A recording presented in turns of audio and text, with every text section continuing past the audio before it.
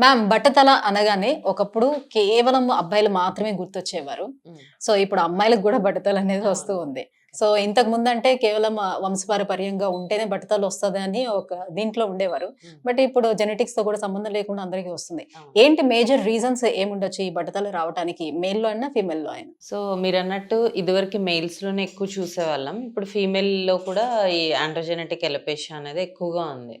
So, ఎందుకు main reason అంటే apart from genetics హ్మ్. ప్రెజెంట్ ఉన్న స్ట్రెస్ హ్మ్. ఇదే మెయిన్ రీజన్.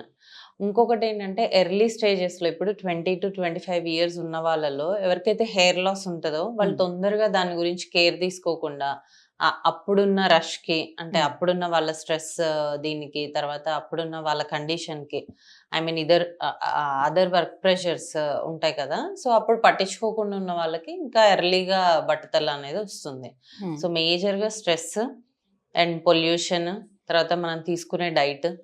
ఎవరు ప్రోటీన్ డైట్ ప్రాపర్‌గా తీసుకోవట్లేదు. మనకేది కావాలో అది తీసుకోవట్లేదు. హెయిర్‌కి కావాల్సింది తీసుకోవట్లేదు. సో, దానివల్ల తొందరగా బట్టతల అనేది వస్తుందిప్పుడు.